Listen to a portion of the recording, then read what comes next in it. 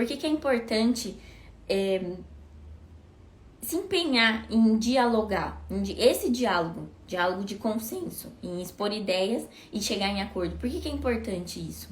Porque quando você pratica esse diálogo em que você tem que entrar em consenso, você tem que se dispor a ouvir o outro. Porque não tem como você entrar num acordo se você não ouvir o outro lado. Então, esse diálogo, ele vai fazer você treinar os seus ouvidos, você treinar a sua atenção para ele, para o que ele está pensando, para você conseguir enxergar o mundo através dos olhos dele. Porque a empatia é isso, né? A empatia, ela não é você fazer o que gostariam que fizesse para você.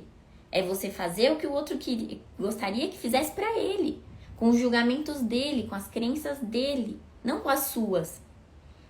Então, para você sair das suas crenças, dos seus julgamentos, você precisa ter o seu ouvido aqui atento para ouvir o que ele está falando, para entender o seu marido, entender aonde que ele está querendo chegar com essa história, com essa conversa, entendeu? Isso é a empatia. E qual que é o benefício disso? Quando você treina isso, quando você começa a praticar, você consegue aumentar a intimidade entre vocês, você consegue aumentar a harmonia no casamento de vocês, você consegue aumentar a conexão em vocês, porque agora o objetivo é entrar em acordo.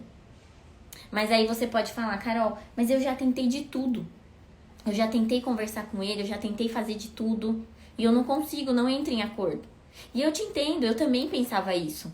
Eu também não conseguia enxergar outra saída que não fosse tomar as minhas próprias decisões e seguir a minha vida.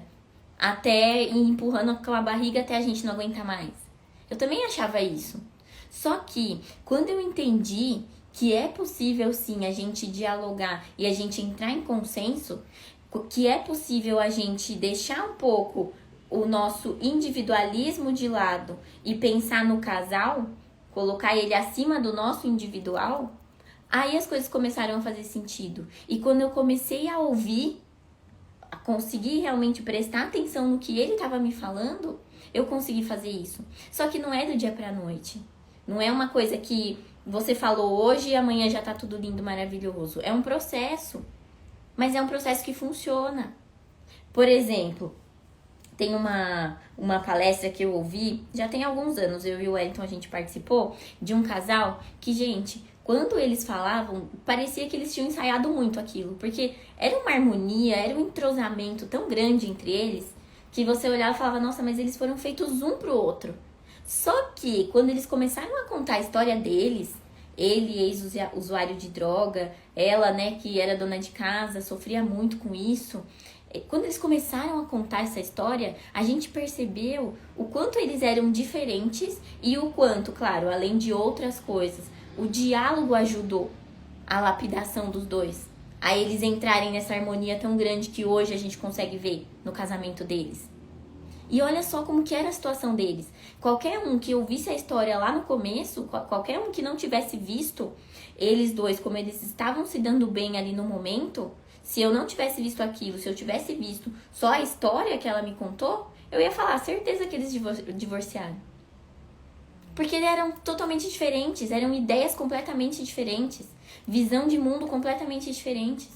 E o diálogo, dentre outras coisas, foi que contribuiu para que eles conseguissem chegar onde eles chegaram. E um outro lugar que eu consigo enxergar isso muito presente também, eu participo de um grupo de pastoral familiar, eu e o Wellington, né? Por isso que eu acho muito importante a gente entrar em grupos assim, em grupos em que a gente consiga ter referências de casal.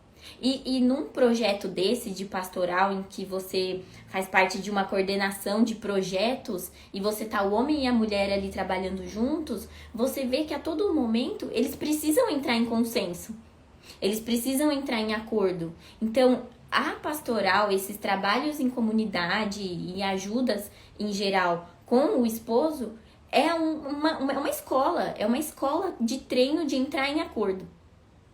Entendeu? Isso é muito importante e é uma coisa que, para quem tá com dificuldade no casamento, para quem tá com dificuldade de dialogar, tá presente, tá inserido em ambientes assim, potencializa demais. Porque você vê ali na prática como que eles fazem. Você vê ali na prática como eles entram em acordo. E não é, tudo são flores, meu amor pra lá, meu amor pra cá. Não. São acordos, são consensos. E é isso que torna eles tão conectados. Entendeu? Então isso a gente acha que já tentou de tudo, mas não, a gente consegue sim. A gente consegue quando você tem uma pessoa te instruindo, te ensinando e te mostrando outras portas que não seja a do divórcio, você consegue sim. Certo? E qual que é o melhor momento para começar um diálogo? Vou ser sincera com vocês. O melhor momento é quando você tá em águas calmas. Porque você treinar o diálogo no meio de uma crise é muito mais desafiador. E justamente por tudo isso que eu expliquei pra vocês. Porque se fosse pra falar de um Natal em família, pra entrar em acordo sobre onde passar o Natal, é uma coisa relativamente fácil. Agora, quando você tá num casamento que ele tá em crise, quando você tem esse viés da dominação, quando você tem esse viés da acusação, um querendo falar de uma coisa, o outro querendo falar de outra, quando você só tem discussão, um querendo expor a sua ideia, o outro querendo expor a outra ideia, quando você tem isso, é muito mais desafiador conseguir dialogar. Então, o melhor momento, de fato, é em águas calmas. É quando tá tudo bem. Por isso que a gente não pode negligenciar.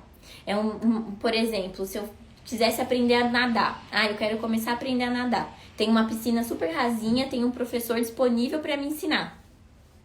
Ele vai me ensinar a nadar. E eu falo, não, deixa, não quero aprender agora não. Só que aí um dia eu tô em alto mar, meu barco afunda e eu tenho que aprender a nadar sozinha. Pode ser que eu morra? Pode. Pode ser que eu me salve? Pode, se eu tiver uma pessoa me ajudando, me instruindo. Mas é muito mais arriscado, é muito mais desafiador você conseguir voltar, resgatar esse diálogo dentro de uma crise, né, de uma tempestade, certo?